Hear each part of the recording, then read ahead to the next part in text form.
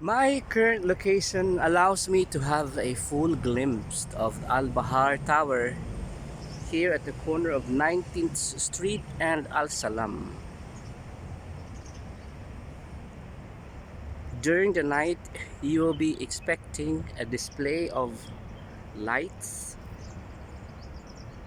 and since it's already 1 o'clock in the afternoon, you will not be able to have a glimpse of that. But what you can see is just the structure like a pineapple. It's a twin tower owned by Al Bahar. So today is September 11, and it's actually 2 days from the time that I received my third dose. And what I observed in my body is that I feel so sleepy, and I also felt numbness on my left arm, and even up to now there is tolerable pain. Why I'm saying tolerable? Because it is tolerable. We should not be overreactive about it, because some people are so afraid about it, but it is tolerable. Even the way the vaccine was administered to us, it was tolerable. And more specifically, I am currently located at a center island in between 19th Street and Al Salam. This is so far, as per my observation, the spacious center island. Imagine this is the other side of the road. That is the other side of the road, and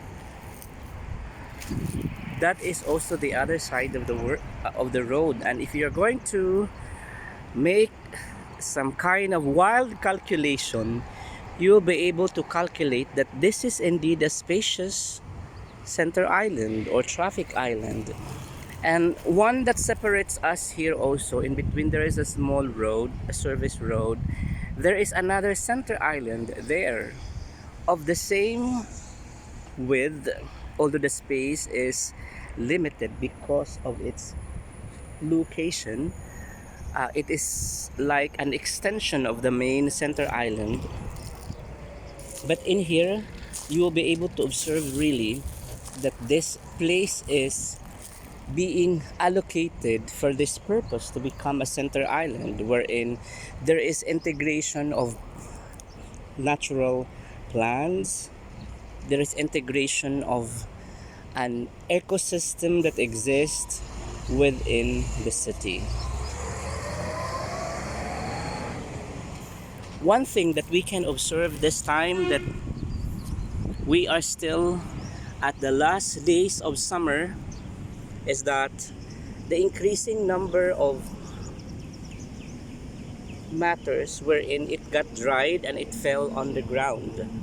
Well, for the agriculturists, this is so favorable because they are seeing it not as a disturbance, but they are seeing it as fertilizer, as opportunities where these dry matters will turn to become a fertilizer to plants. You know, there's an organism on my leg.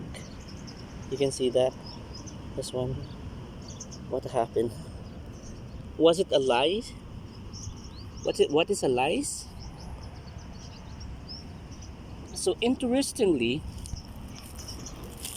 I am observing here like a protruding root that became so obvious from a Ghaf tree. As I had been featuring before, this center island or traffic island is having its drip irrigation, and in fact you can see in here the hose which were utilized to drip water.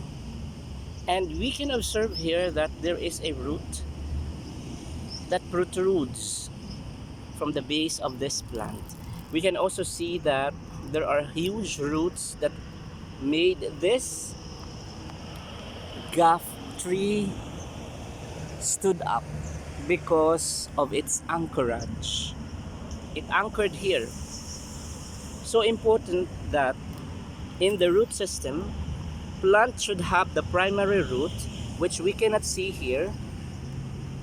What we are seeing are just the secondary roots, and there are also tertiary roots that supports the root system. The prime root or the primary root, the growth of its system is towards downward growth, but the secondary roots are actually sideward, just to support, just to help anchorage a particular plant. And normally the secondary roots are plenty. You can see here on the left side, here and here, so all over the surrounding area of this plant have all the secondary roots, and that helps this plant, the Ghaf tree, stood up and still thriving and continues to live because of the support system. And that is so important for plants.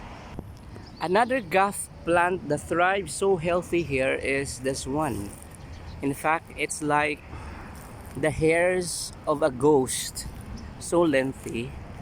And in fact, it has lots of branches, and maybe during the night, if there is no light in itself and only the moon that lights, then you would be thinking of a haunted places wherein you cannot just simply enter into that. It is unrecognizable. As you can observe here, from the main trunk, it splits into two. And if you're going to think of its size, this one and this one, if you're going to combine it, I think it didn't equate unto the size of this one, because it seems that this one is the size of this one. This too is the size of this one. Yet it is so miracle that it is growing. You will be observing here, obviously, the presence of the secondary roots that grow so big, and they are growing, they are intertwined. So it's like a rope that intertwined. You can see here the intertwining. This one, it intertwined, and it provides support to the plant. But if you are going to observe here, in the past years, I believe, or shall we say few months, during the rainy season and during the turbulent times wherein there are actually winds, if you're going to observe here, this particular Ghaf tree is having its inclination towards the left side. And if you're going to observe that some of the secondary roots were uprooted because it became so obvious, this simply means that there was a time wherein this Ghaf tree was endangered to be uprooted. Perhaps because of the turbulent wind and the constant raining during the time that softens the soil and it loosens its grip, because we understand that the soil here is sandy, and the growth here of the plants are affected by such conditions wherein it can easily be uprooted if it is not going to be protected so strong. So that's one of the challenges of those who are growing plants here, even mangoes or huge plant like neem tree or this Ghaf tree in itself, as the prime subject of our study today. So it is about to be uprooted, but perhaps at some point when the turbulent seas, then it was safe. To support my contention that it was like the turbulent wind that puts in danger some of the Ghaf tree here is this one.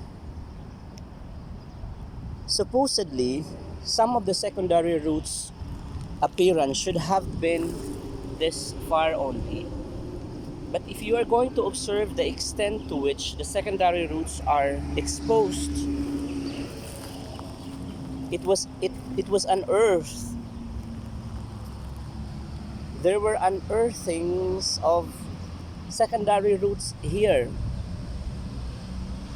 And perhaps the turbulent wind pushes this huge Ghaf tree towards that direction. And because of that, because of the heaviness of the leaves and the branches, that's a tendency really. I remember before on our acacia, my father, whenever he hears a news that there is a typhoon coming, he would climb in the acacia tree, and then he has to cut some of the major branches. He has to prune it to protect the uprooting of the acacia tree. And I believe to this day, it grows so big. And even this time, it grows so big. Bigger than this one. But having the Ghaf tree to grow at this size, in this condition, in this particular season, and in this particular land, it's a miracle to have these trees like that, to grow the size. And I am commending the decisiveness of the UAE government to integrate ecosystem in the development of nations or in the development of states or cities. They haven't forgotten the the the integration of natural resources in the community, because they understood fully the importance of the ecosystem just to keep the balance. To support my contention about the turbulent wind and why is it that some of the Ghaf tree incline to its other direction and put it under the tendency where it is going to be uprooted, perhaps you're going to ask what happened to this, because as you're going to measure the body of it, it is also bigger and it has the tendency to be uprooted also. But if you're going to observe from the summit of it, okay, so the main branch was cut. So from the base in itself, towards that area, it was cut. It was pruned. And because of the pruning, during the time of turbulence, it might be heavy, the turbulent might be heavy, but the weight there at the summit is lighter, and that is the reason why it was not uprooted. Because perhaps during the time of turbulence, only like a single post stood up that saved this Ghaf tree from being uprooted. Still, but if you are not going to believe at my theory, look at this. Again, the secondary roots, wow, this is special because even the secondary roots have outgrowth of Ghaf branch. And it branch here. There are plenty of branches here. And it is thorny. Going back to our discussion, see, if you're not going to believe that my theory was right about it, look at this one. Why is it that the secondary roots were appearing here and it became so obvious? Supposedly, only the base of the secondary root must have been showing to us, to all of us.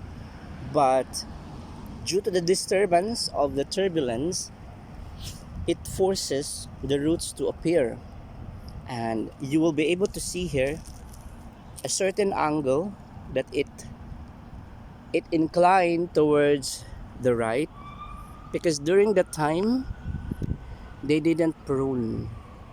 You will be observing from here towards there, the branches were intact. It didn't undergone pruning. Not like this one. This was pruned, and that is why it remained intact. This was pruned also, although it is high, but you will be able to observe that during the time that there were turbulence, only few leaves and branches were remain on the summit of the Ghaf. This was pruned too. Even here near the base, you will be able to observe that the other branch, the major branch that splits, was cut.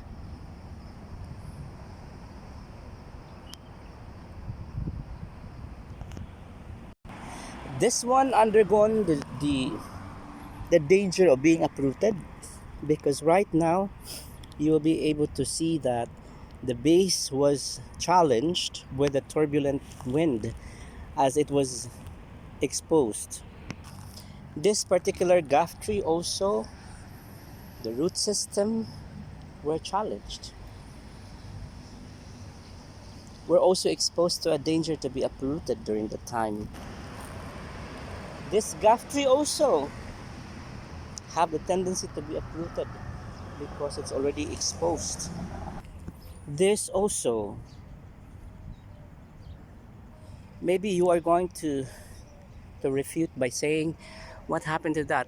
I mean, the leaves were actually not that heavy, yet because of the weight. And we cannot also refute, perhaps the primary root system during the time that it was planted was already damaged. That is why the primary root system during the time that it was planted might have not anchored to the deepest portion of the soil, and that in itself deformed its growth to a point where it inclined towards the left. Look at the outcome of this one. It was really uprooted, and it fell.